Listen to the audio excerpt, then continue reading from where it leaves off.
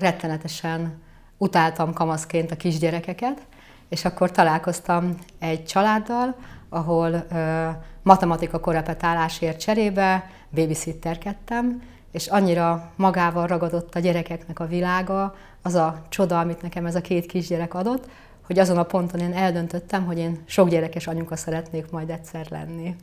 És ez annyira erős lett bennem, hogy 16 éves korom körül nagyon izgultam, hogy vajon lehet-e nekem gyerekem, és nagyon beleszerelmesedtem ebbe az időbe egy férfibe, és kiderült 18 évesen, hogy a szívem alatt hordom az első kisbabámat, még úgy, hogy se a tanulmányaim nem voltak befejezve, semmilyen nagy életpálya nem állt előttem, nem választottam szakmát, de én azért, mert ez volt az álmom, hogy anyuka legyek, édesanya, nagygyerekes családanya, ezért én rettenetesen boldog voltam, amikor kiderült, hogy kisbabám lesz.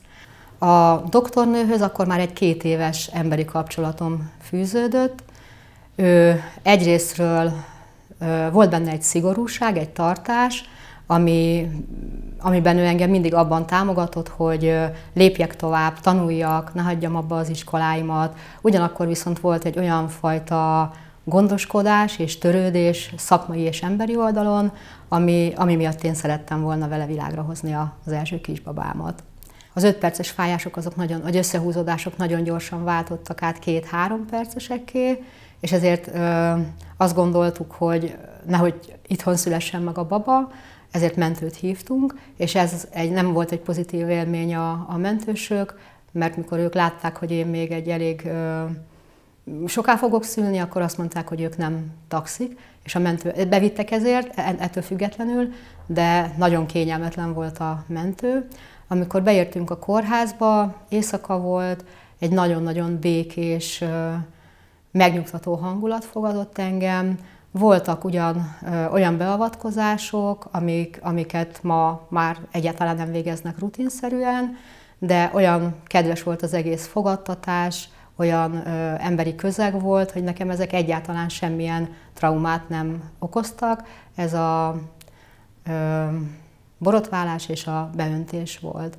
Utána kaptam egy ágyat, akkor még egy nagy, sok ágyas korteremben, ahol sötét volt, és mindenki nagyon békésen szuszogott, és kinn a kórháznak a folyosóján ilyen éjszakai fények égtek, és nekem ez nagyon, nagyon megnyugtató hangulat volt. Kicsit messzebbről a szülőszobán volt nagyobb világosság, és tudtam, hogy ha bármi van, akkor oda nyugodtan bemehetek. És akkor magamba vajudgattam, talán annyi volt, ami jó lett volna, hogy az édesanyám kísért el a mentővel, és őt hazaküldték, mondván, hogy első szülés, és voltak olyan pontok a vajudás folyamatában, amikor jól esett volna, hogyha az anyukám, vagy az édesanyám, mint tapasztalt nő mellettem tud lenni. Bementem a szülőszobára, és ott is nagyon-nagyon kedvesen fogadtak, egy idősebb szülésznő, akiről aztán később kiderült, hogy nagyon-nagyon sok szülésznőnek úgy mond, ő az anyukája, mint szülésznő, és ő képezte, vagy ő segítette őket szülésznővé válni. Semmilyen testhelyzetet nem erőltettek, teljesen szabadon mozoghattam. Mondták, hogy nyugodtan még kimehetek sétálni, de akkor már nem szerettem volna. Befészkelődtem magam a szülőszobára, és ez olyan 5-6 óra között volt, és 8 óra körül született meg a kislányom, úgyhogy bejött a doktornő, akiben a bizalmam volt. Beavatkozás történt annyi, hogy csináltak nekem gátmetszést, illetve amikor született a kisbabám, akkor, amikor a kitolásban voltam, a doktornő, ahogy nyomtam, egy nagyon picit a kezével mindig megtámasztotta a babát, hogy ne csúszson vissza, de nem maradt utána semmilyen traumatikus élményem, vagy kékfoltom. A mai fejjel azt gondolom, hogy ez nem okvetlenül lett volna szükséges, de nem jelentett nekem ez traumát. Amikor megszületett a kislányom, a mellkasomra tették, akkor még az volt a szokás, hogy nem hagyták ott a babákat aranyórára, és nagyon örülök, hogy egy ilyen változás van a szülészetben az akkori időhöz képest. Akkor, amikor hát így megvolt az első bőrkontaktus, utána ellátták a gátsebemet, és a babát akkor elvitték. Az nem esett nekem jól, tehát én nagyon szerettem volna tudni, hogy ő hol van, mit csinál. A doktornőmmel a 6 hetes viziten, amikor találkoztam, akkor kérdezte, hogy na milyen volt a szülés. És akkor mondtam, hogy számomra a szülés az egy csodálatos, dinamikus folyamat volt, viszont a gátvarrás maga, a gátmetszést nem éreztem, de a gátvarrást azt nagyon-nagyon rosszul éltem meg, és ő erre azt mondta, hogy azért van ez, mert nagyon könnyű szülésem volt. És az első kislányom születése után 1 évre rá született a következő kisbabám, akkor már volt valamennyi rutinom abban, hogy hogyan érdemes a kórházba megérkezni. Beértünk, és 2 ujjnyira voltam akkor nyitva, ugye egy megindult szüléssel vettek föl, történt egy burokrepesztés. Én arra nem emlékszem, hogy beöntés vagy borotválás lett volna. Egyszerűen ez engem egyáltalán nem rázott meg, és valamikor ez elmaradt a szüléseim folyamán. Nem tudom, hogy a másodiknál ez volt, vagy nem. Azt tudom, hogy a burokrepesztés után nagyon intenzív összehúzódásaim lettek, és mondták, hogy menjek el fürdeni, és letusoltam, és közben volt egy tükör, és a tükörbe arra voltam kíváncsi, hogy vajon amikor a filmekben fölveszik, hogy szülnek a nők színészekkel, az vajon valóságos-e? És akkor megnéztem az arcomat egy összehúzódás alatt, és mondtam, hogy nem valóságos, ez nem úgy történik. Nagyon-nagyon intenzív érzetekkel járt a második szülés, nagyon gyors volt, nagyon heves volt. Volt egy olyan pont, amikor kérdeztem, hogy esetleg nem lehetne mégis egy epidurális érzéstelenítést bekötni, de akkor azt mondták, hogy mire az hatna, addigra ez a baba már kín lesz, és valóban így történt. A kórházba érkezés után 2 órával már megszületett a kislányom. A férjemnek kicsit sírdogáltam, hogy ez nagyon fájt, és ugyanakkor a baba viszont a szülőszobán nagyon-nagyon élénk volt, és így tátogott a kis szájával, és akkor kérdeztem, hogy megszoptathatom-e. És akkor mondta a doktornő, hogy persze, hogyha úgy látom, hogy jól van a baba, én is jól vagyok, próbáljam meg merre tenni. Merre tettem, és akkor ő szopott, és utána nagyon békésen elaludt. És akkor ebből a tapasztalatból, bár ezt így még akkor nem ajánlották a kórházba, de ebből a tapasztalatból merítve utána én mindig szoptattam rögtön a születés után, és minden gyerekemnél jó állapotban voltunk, a baba is, és ezt azt gondoltam, hogy ez egy jó dolog. És a harmadik babánál, amikor beértem, akkor már majdnem 3 ujjnyira voltam nyitva, rögtön a szülőszobára kerültem, és oda jött hozzám a doktornőm, így megfogta a kezem, odahajolt, és mondta, hogy ne haragudj, Mónika, nekem most van egy édesanyám, aki az előző babáját elvesztette, és hogy ő most nagyon ott szeretne lenni annál a szülésnél. És akkor én ezt nagyon megértettem, sőt, nagyon örültem, hogy akkor én nagyon békésen vajudhatok.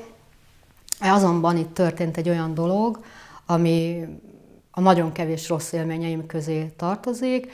Valamilyen oknál fogva ő adott nekem egy Seduxen injekciót, amit akkor nem éreztem, csak azt éreztem, hogy már nagyon intenzívek a fájások, és úgy éreztem, hogy én nem szeretnék fekve maradni, ezért leszálltam a szülőágyról. A szülésznők ilyen csodálkozó szemmel körbevettek, és mondták, hogy hogyha ezt az ő haladó szellemű orvosuk látná, akkor nagyon büszke lenne rám.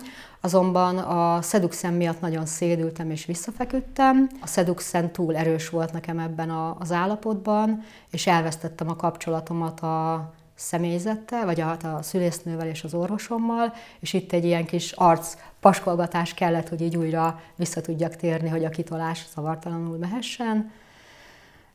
Megszületett a kisbabám, rögtön megszoptattam, jól voltunk mind a ketten, és utána ráadásul még ennek a Seduxennek a beadási helye elkezdett pirosodni, tehát valamilyen allergiás dolog is hozzá társult, és akkor ezt mutattam az én doktornőmnek, és az, hogy ő ekkor nagyon emberien reagált, ő azt mondta, hogy igen, ő látta, és ő azt mondta, hogy ő hibázott, és elnézést kért tőlem, és azt mondta, hogy ha még fogunk együtt szülni, akkor ő ezt a hibát még egyszer nem fogja elkövetni.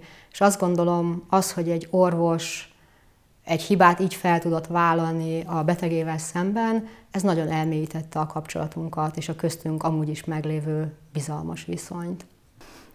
A 4. babánál az a meglepetés csomag volt, hogy a doktornőm ebből a Haladó Szellemű Kórházból átment egy másik budapesti kórházba, ami egy picit számomra visszalépés volt az előző szülésekhez képest. Egy szilveszteri, nagyon jó hangulatban, nagyon elengedett, nagyon bensőséges baráti körből hazaugrottunk a táskáért, és akkor úgy mentünk a szülészetre. Nem volt nagy nyüzsgés körülöttem, hanem nagyon magamra figyelve, befelé fordulva tudtam jól vajudni. És hogyha nekem ez a hangulat így meg tudott érkezni, akkor mindig éreztem, hogy a szülésem már sinen van. Hogy itt már nem csináltak gátmetszést. Tehát ez volt a protokoll akkoriban, hogy az első 3 szülésnél rutinszerűen, 4-nél nem.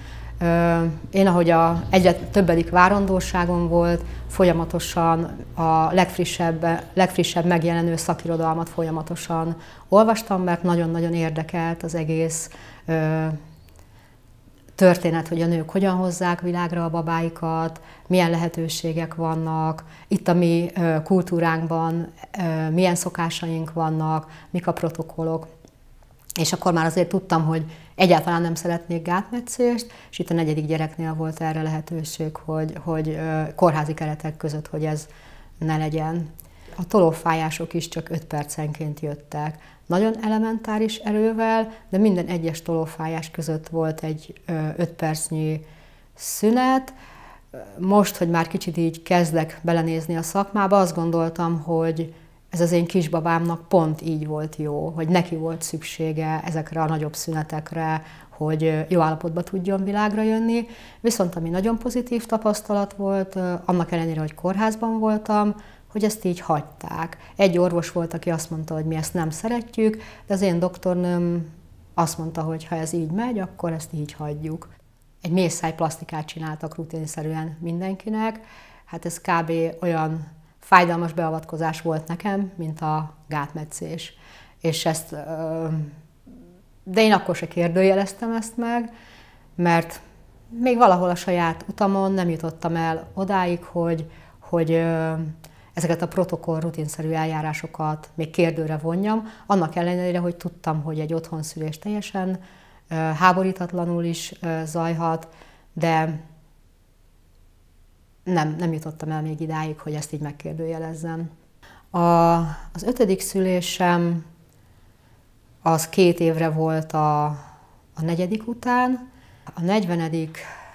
hét körül kérte a doktornőm, hogy jöjjek be a kórházba, mert hogy most már lassan itt az ideje, hogy megszülessen a babám. A mai fejjel ezzel sem értek egyet, de azt gondoltam, hogy ha ő ezt mondja, akkor az ott rendben van. Befeküdtem, és akkor mondta, hogy hát azért holnap ennek a babának már jó lenne megszületni, amitől azért én eléggé bepánikoltam, mert eddigre már tudtam azért azt, hogy a szülésindítások azok milyen kockázatokkal járnak. Ez éjszakának egy idejében egy ilyen vizualizációs gyakorlatot csináltam, elképzeltem, ahogy a méhszájam kinyílik, mint egy virág, és miután én vallásos családból származom, még imádkoztam is, hogy biztos, ami biztos, az utunk rendben legyen. És másnap, amikor bementem a szülőszobára, hogy indítjuk a szülést, addigra egyetlen összehúzódás nélkül 3 ujjnyira nyitva voltam. És csináltak egy burokrepesztést a doktornőm, és kérdezte, hogy érzek-e valamit. Ja igen, és közben ez az 5. szülés volt, amikor a párom végre rászánta magát, hogy velem jön, és akkor erre már volt lehetőség a magyar kórházakba, és ez is egy változás volt a korábbi szüléseimhez képest, hogy a kórházaknak a kapui nyitottak, és akkor kérdezte az orvosom, hogy a burokrepesztés után, hogy esetleg érzek-e valamit.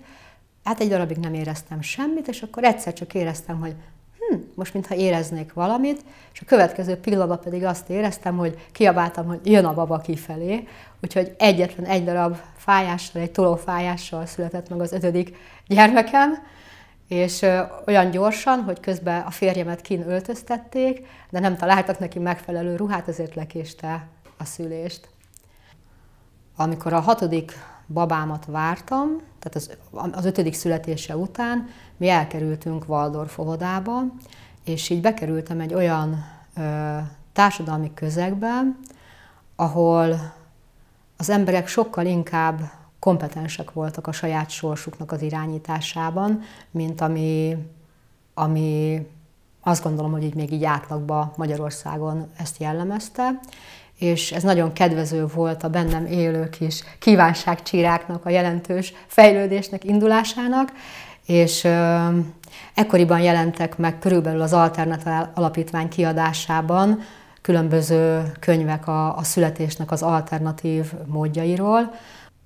Elolvastam minden könyvet, ami csak megjelent, és ami a szüléssel, a születéssel, az anyasággal kapcsolatban állt, és nagyon határozottan úgy éreztem, hogy én most itt váltani szeretnék, meg lett bennem egy olyan belső igény, hogy úgy éreztem, hogy én kompetens vagyok már saját magamért eléggé a 6. gyermekemnél. Nyilván addigra idősebb is lettem, 18-ból elérkeztem egészen a 27. életévemig, és azt szerettem volna, hogy ezt a várandóságot és ezt a szülést, bár nem éltem meg negatívan a beavatkozásokat, ezt háborítatlanul szerettem volna kifejezetten. Geréb Áginak a szülés felkészítőjét felkerestem, és nagyon-nagyon úgy éreztem, hogy hazataláltam, nagyon jó helyen vagyok, hogy 18 éves koromtól kezdve arra készülök, hogy otthon szüljek. Ágiék kértek egy ultrahangot, hogy legalább egy ultrahangot csináltassak, hogy lássák, hogy minden rendben, hogy helyezkedik el a baba. És akkor én visszamentem az én doktornőmhöz, és mondtam neki, hogy én otthon fogok szülni, de hogy egy ultrahangra szükségem van, és hogy ő ezt hajlandó-e megcsinálni nekem. És akkor mondta, hogy megcsinálja, de hogy jöjjek be, és beszélgessünk, hogy miért akarok én otthon szülni. És akkor elmondtam neki, hogy azért szeretnék otthon szülni, mert szeretnék egy olyan szülést, ami teljesen háborítatlan, semmilyen beavatkozás nem történik. És akkor az én doktornőm rám nézett mosolyogva, és akkor azt mondta, hogy kössünk egy egyezséget, és azt ajánlotta fel nekem, hogy bejövök a kórházba. Ja igen, és visszamentünk a kevésbé haladó szellemű kórházból a haladó szellemű szülészetre, visszament a doktornőm, és fölajánlotta azt nekem, hogy semmit sem fog csinálni, teljesen minden természetes úton történhet úgy, ahogy én szeretném, egész addig a pillanatig, ha jönne egy életveszély, akkor onnantól kezdve viszont úgy van, ahogy ő mondja. Kezet ráztunk, és ez azért volt nagyon pozitív számomra, mert a férjem, amikor mondtam, hogy én otthon szeretnék szülni, akkor ő annyira félt, hogy mondta, hogy akkor ő el fog menni otthonról, de hogyha a kórházat választom, akkor viszont ő jön a 6-ra, és megpróbálkozik beérni. Az akkor nagyon szerencsének számított, hogy a kórházban volt egy alternatív szoba, ahol semmilyen műszerezettség nem volt látható, egy francia ágy volt, szülőszék volt, nagyon barátságos berendezése volt, és szerencsére nem volt senki ott, és akkor gyorsan mi lefoglaltuk ezt a szobát, viszont az történt a 6. szülésnél, hogy lett egy hatalmas vihar, egy akkora vihar, ilyen óriási villámok csapkodtak, és egyik villám belecsapott egy fő áramvezetékbe, és akkor, mikor kiderült, hogy így az egész szülészeten elszállt, meg talán az egész szárnyba az áram, és tök sötét volt, akkor én mondtam, hogy az én táskám tele van mécsesekkel és gyertyákkal. És elfogadták, úgyhogy a 6. kislányom az úgy született, hogy az egész kórház az mécsesekben és gyertyákban pompázott, és csodálatosan szép volt az egész. 6. és a 7. szülésem között volt egy nagyon-nagyon nagy váltás az életemben. Ez egy párkapcsolati válság volt, amiből úgy jöttem ki, hogy magamra maradtam 5 gyerkőccel, és ezért egy hosszú idő volt nekem, egy hosszú szünet a 6. és a 7. gyermek között. És hogy végül a családunk úgy rendeződött el a vállás után, hogy 5 gyermek maradt velem, és 1 került az édesapjához, és akkor, amikor becsöppent közénk a 7. gyermekem, akkor egyedülálló anyukaként 5 gyermekkel vágtam bele ebbe a vállalkozásba. Elmondtam nekik, hogy lesz egy kis testvérük, akkor körbeálltak, és akkor azt mondták, hogy anya, mi mindenben segíteni fogunk neked. És ez így is történt, mert most már a legkisebb is 17 éves, és ezért végtelenül hálás vagyok nekik. Egyedül a 9 éves mondta teljes őszintességével azt, hogy anya, ki lehet azt még onnan szedni, de a többiek leszavazták.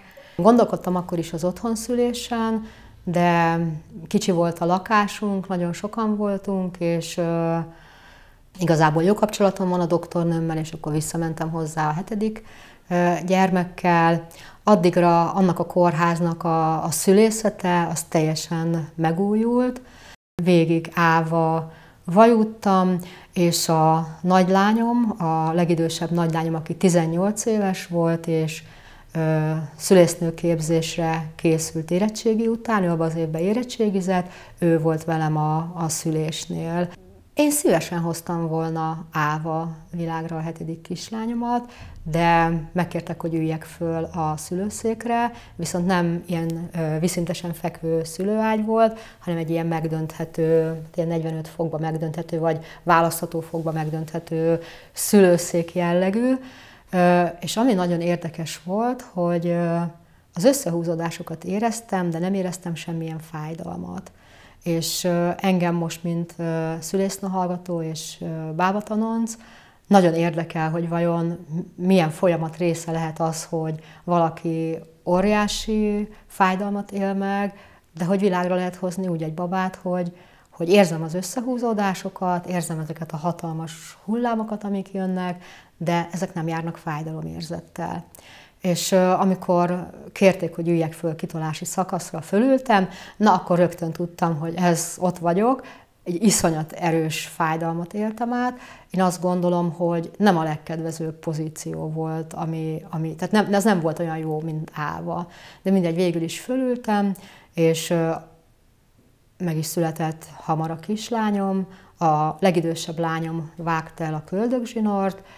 Volt egy olyan kívánságom, hogy ez elég ritka a szülés világában, hogy egy kicsit szeretnék lassabban szülni.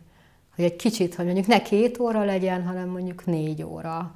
Hogy egy kicsit ezt a folyamatot így jobban ízlelgessem, hogy ne rohanjak úgy át rajta, hanem így mélyebben átéljem, és jobban az enyémmé váljon, hogy kicsit ez hosszabb ideig tart, hogy egy kicsit legyen időm így belefeledkezni, így belemerülni jobban, és így jobban úszni ennek az egész szülés energiájának az áramlásával, de nem így volt, mert a 7. is 2 óra alatt megszületett. Amikor kibújt, akkor nem volt gátmetszés már egyáltalán. Egy picit lassabban született meg az egyik válla. A szülésznő az egyáltalán nem jött meg, de a doktornőm megjött, és akkor belém nyomott egy oxitocin injekciót. Én kiabáltam neki, hogy ezt ne csináld, de addigra már bennem volt, ezt azért így ennek nem örültem. Meg volt egy ilyen időkorlát a szülésnél, hogy akkor is mondta a doktornőm, hogy jó, mindent hagyunk, de azt mondta azért, hogyha 9-ig nem születik meg a baba, akkor azért repesszünk egy burkot, de 3-4-9-kor megszületett, úgyhogy teljesítette az elvárást, de azt gondolom, hogy én nem szeretnék, hogyha egyszer bába leszek, semmilyen időkorlátot szabni annak, hogy egy édesanyának mikor kell világra hozni a kisbabáját, milyen ütemben, milyen pozícióban, milyen kitolási pozíciót választ. Ezt amíg a szülés folyamata rendben van, én ezt szeretném majd rábízni. Az anyaságban én egy teljes önazonosságot éltem meg, egy teljes kiteljesedést, viszont ahogy kirepültek a gyerekek, így volt egy hiányérzetem. Van 2 szakmám, Waldorf óvónő vagyok, és holisztikus szemléletű ló- és pataápoló, lovakkal foglalkoztam, de valami még hiányzott az életemből, és egy nagyon szép karácsonyi estén, amikor összegyűlt ez a nagy család, mindenhol égtek a gyönyörű fényei a karácsonynak, bekuckósodtam, és elkezdtem gondolkodni azon, hogy van-e valami álmom, amit még nem váltottam valóra. És rájöttem arra, hogy én egész életemben arra vágytam, hogy bába legyek. És úgy gondoltam, hogy még tele vagyok energiával, fiatal vagyok, és ezért eldöntöttem, hogy leadom a jelentkezésemet a Semmelweis Egyetemre, és ennek a megvalósításában vagyok most. Elvégeztem egy dúla képzést, bábatanonc vagyok, első éves szülésznő hallgató, és egy nagyon-nagyon mély önazonosság élményem van. Úgy érzem, hogy amit a saját életutamon tapasztalatokat megszereztem, ebből merítkezve, ebből profitálva, a szakmának a készségeit fölvéve, ebből újra fogok tudni adni, most már szélesebb körben. Ez azért érdekes, mert más kultúrkörben úgy hívják az idősebb asszonyokat, akik fölnevelték már a saját kis fészekaljukat, hogy nagymamák, ők az avujélák, és ők olyan asszonyok, akik a saját gyermekeik fölnevelése után most már egy tágabb közösségnek a rendelkezésére állnak. És én azt gondolom, hogy ez nekem egy új, teljesen testhez álló szerepkör.